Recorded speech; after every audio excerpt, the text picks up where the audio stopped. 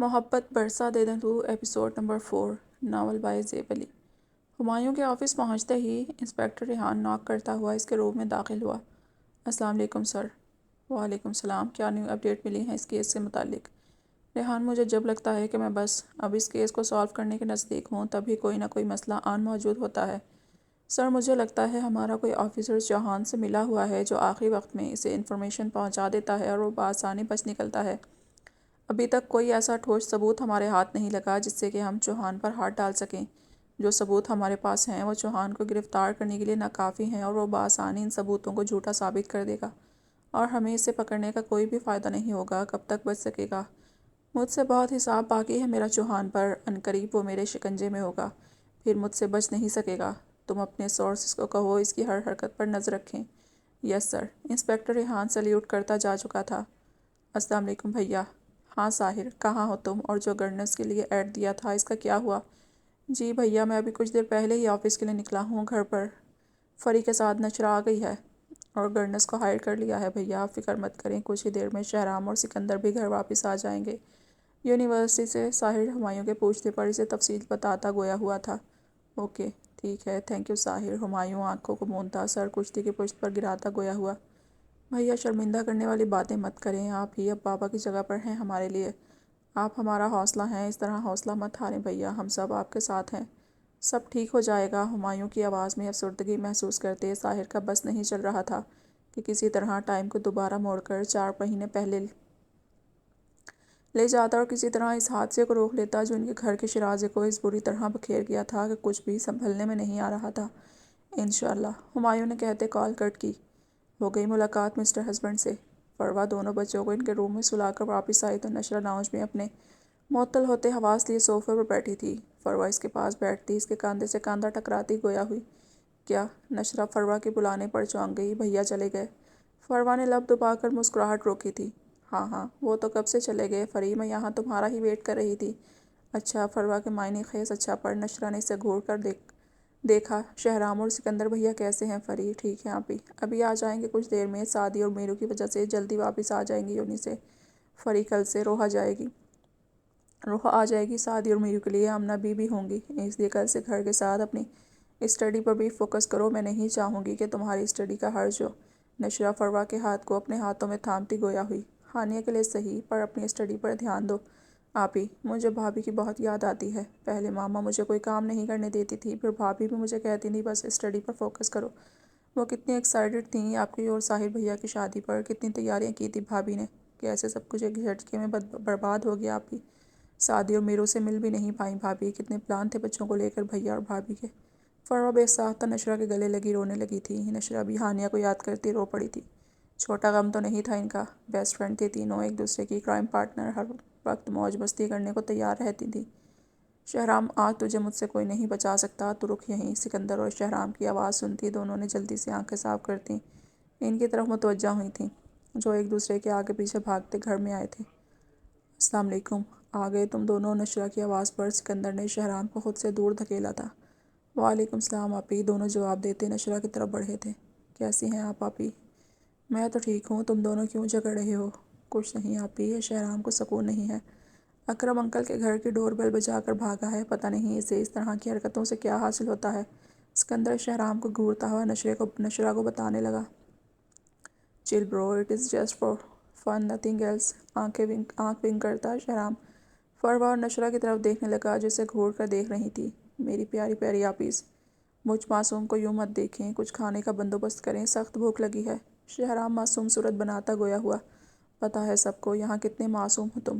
یہ فاطمہ گل Turkish drama کی اداکارہ جیسی شکل مت بنا کر دکھاؤ۔ نشرہ اسے ڈپٹتی گویا ہوئی۔ میری پیاری آپی۔ وہ شہرام کی آنکھیں پٹ آنے پر دونوں ہنستی تھیں اور اٹھ کر کچن کی طرف چلتی تھیں۔ مس منزہ، ارے آپ خیریت؟ آج آپ اتنی جلدی آفس آ گئیں؟ خیر آپ کا ہی آفس ہے، کوئی مسئلہ تو نہیں ہوا آپ کو آنے میں؟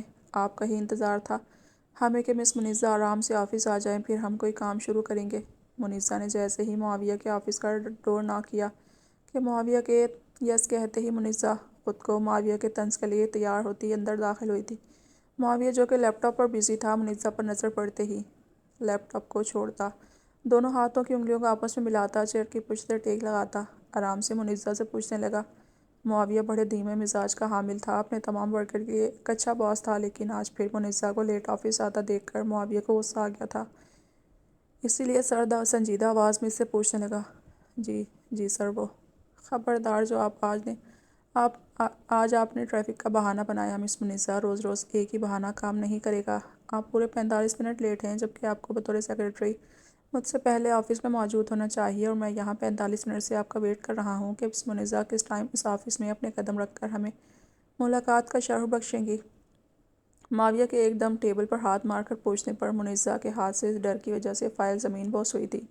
ساتھ ہی اس کا رنگ پھک ہوا تھا، آنکھوں کی نمی گالوں پر بہہ نکلی تھی، دونوں ہاتھوں کی مٹھیوں کی صورت میں آنکھوں پر رکھتی باقاعدہ بچوں کی طرح رونے لگی تھی، جبکہ اب بوکھلانے کی باری شاید معاویہ کی تھی۔ وہ بے ساختہ اپنی سیٹ سے اٹھ کر اس کی طرف بڑھا تھا۔ مس منیزہ اسٹاپ کرائنگ پلیز، میں نے تو ابھی آپ کو کچھ کہا ہی نہیں ہے جو آپ نے اس طرح رونا اسٹارٹ کر دیا ہے۔ اس سے کچھ قدم کی دوری پر رکتا اسے خاموش کروانے کی کوشش کرنے لگا تھا، جسے منیزہ نے کسی خاطر میں نہیں لایا تھا۔ اسے اسی طرح آنکھوں پر ہاتھ رکھ کر روتے دیکھ معاویہ نے بے ساختہ اپنا ماتھا سہلایا۔ ایک تو میڈم لیٹ آتی ہیں، اوپر سے پوچھنے پر اب یہ بچوں والی حرکت۔ Muneeza stop it. معاویہ کے پھر سے اونچا بولنے پر وہ ڈر کر پیچھے ہوتی، بمشکل اپنے منہ پر ہاتھ رکھتی اپنی چیخ کا گلا گھونٹ گئی تھی۔ آئی ایم سوری، میں بس آپ کو چپ کروانے کے لیے۔ پلیز آپ بیٹھیں یہاں مس منیزہ، ریلیکس۔ کچھ نہیں کہہ رہا میں، معاویہ سے چیئر کی جانب اشارہ کرتا بولا۔ منیزہ نے کچھ نمی بھری آنکھوں سے معاویہ کی طرف دیکھا۔ معاویہ حیران ہوا تھا ان آنکھوں کے شکوے پر، یعنی غلطی بھی میڈم کی، اور کچھ پوچھے بھی نہ بندہ اب ان میڈم سے۔ معاویہ نفی میں سر ہلاتا اپنی سیٹ پر بیٹھتا اس کی طرف دیکھنے لگا جس کے آنسو رک گئے تھے، مگر سر جھکائے وہیں کھڑی تھی۔ مس منیزہ بیٹھ جائیں چیئر پر، اور یہ پانی پئیں۔ معاویہ نے پانی کا گلاس منیزہ کی طرف بڑھایا تھا۔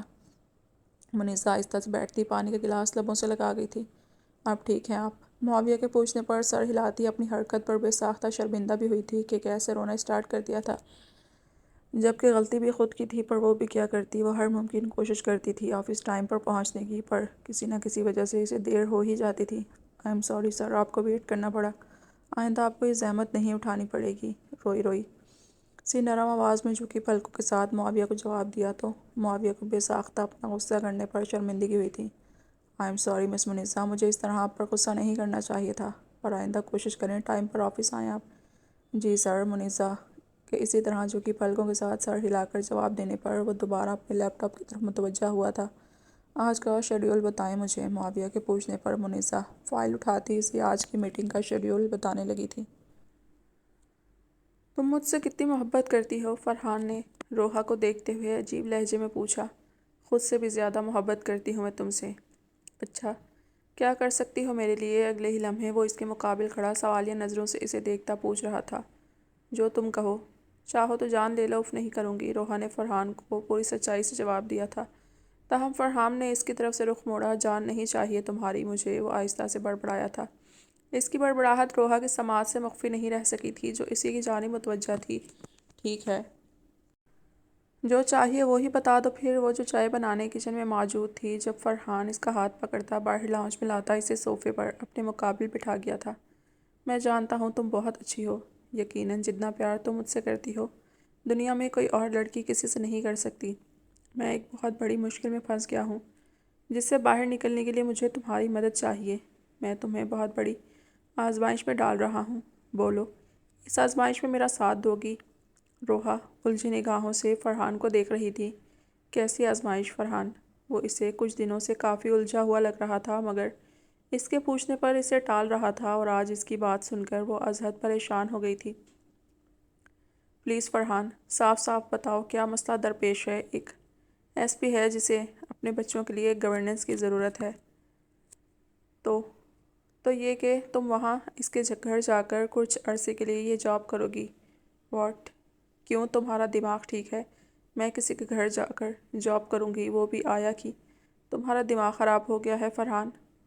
وہ تو حیرت سے گنگ ہو گئی تھی جب فرحان نے درشت لہجے میں اس کی بات کاٹی، اور سپراٹ لہجے میں گویا ہوا، ابھی تم نے کہا ہے کہ تم میرے لیے کچھ بھی کر سکتی ہو، اور اب اتنی سی بات پر ایسے ریئیکٹ کر رہی ہو؟ یہ تمہارے نزدیک اتنی سی بات ہے؟